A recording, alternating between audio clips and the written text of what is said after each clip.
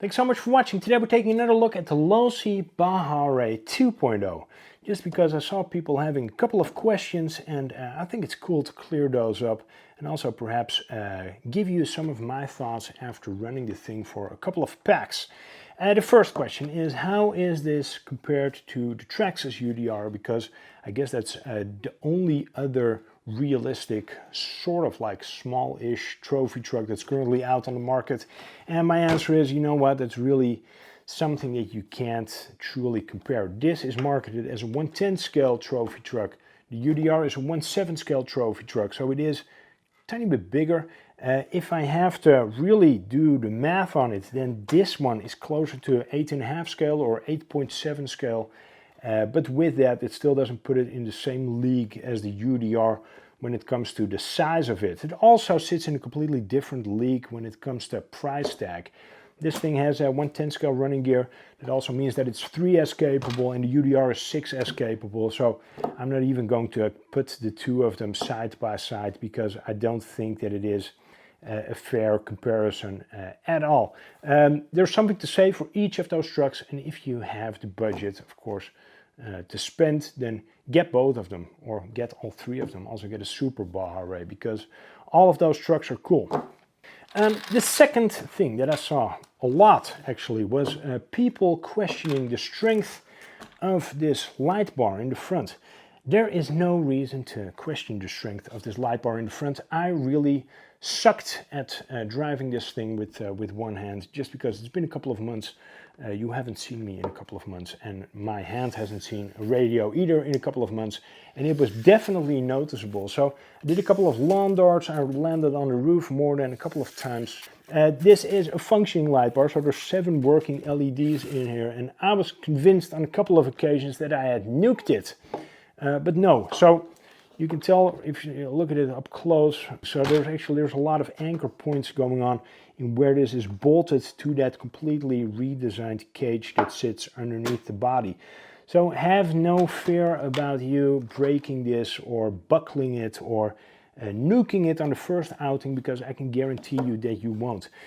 Even those amber LEDs in the front grille, upon lawn darting it, I was pretty much convinced that I had broken 1 or 2 or maybe all 3 of those, and I haven't. So that's all really surprising, I guess.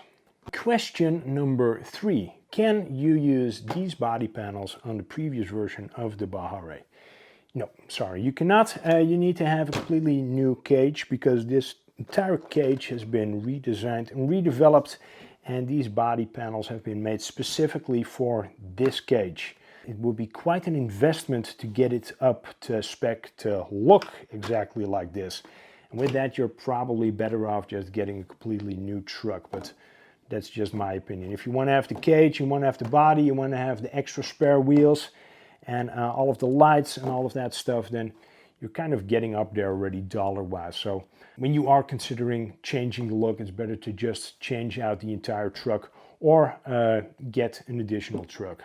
This truck retails for 529 bucks. That's also a question that I got. What does it cost? 529 bucks. It goes both for this one and for the other version, for the F100 Eisenhower Brothers version, which is also a really cool looking truck. And I think that you do get a lot of value for money for that 529 bucks.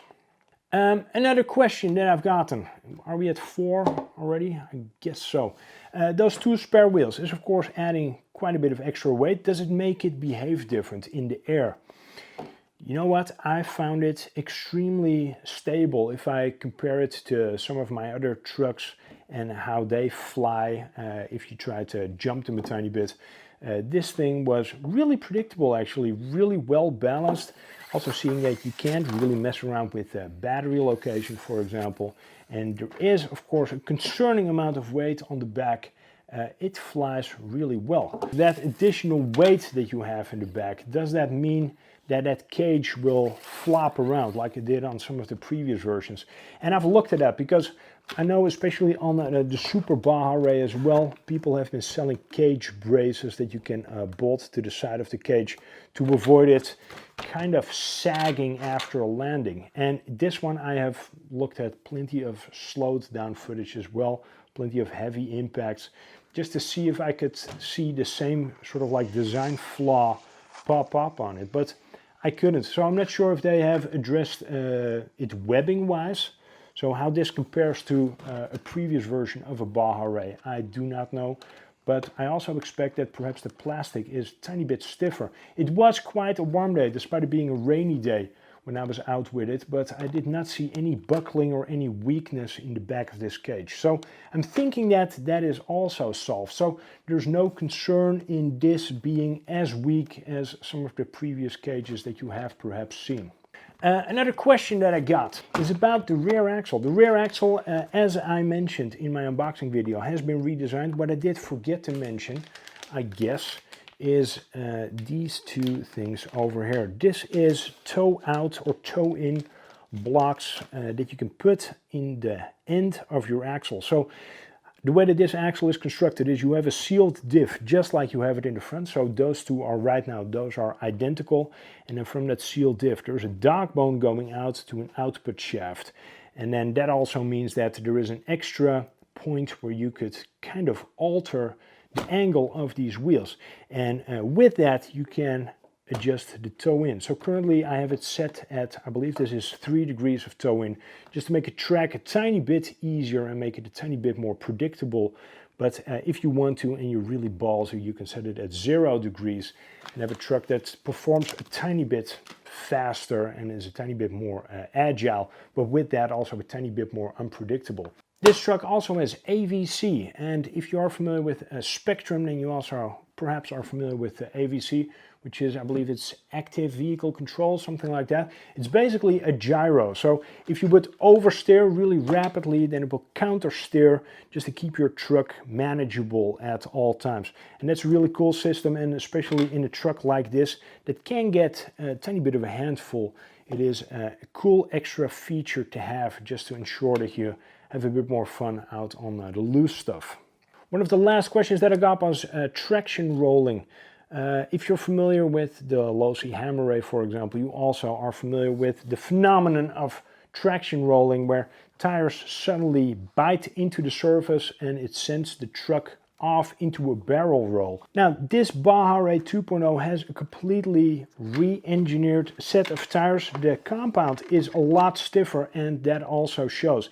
It shows not just in it being more predictable when it comes to ballooning, because there is virtually no ballooning in these tires, but also once it does want to bite and traction roll, it's a lot more predictable. So you can really tell when you're getting to that edge of it wanting to sort of like hook up and start to throw the truck over.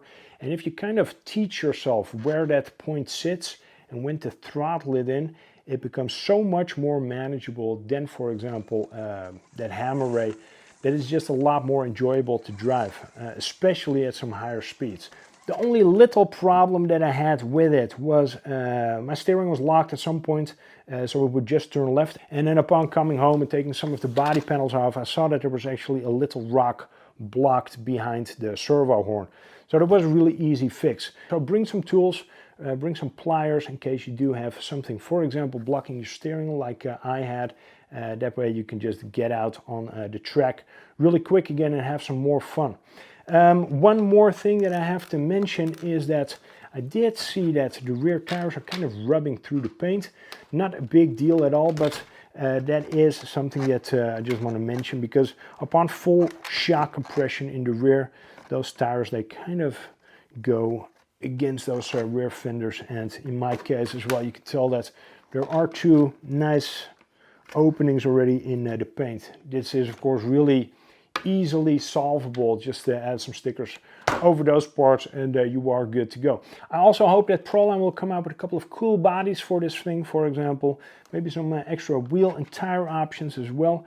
Maybe we will be able to turn it into the other Eisenhower brother truck version, because there's another Ford as well over there. I'm not sure if you're familiar with it, the one with the Heatwave livery, super cool.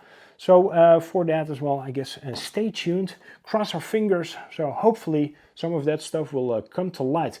Thank you again for the super warm welcome that I got when I released the video in which I unboxed this thing.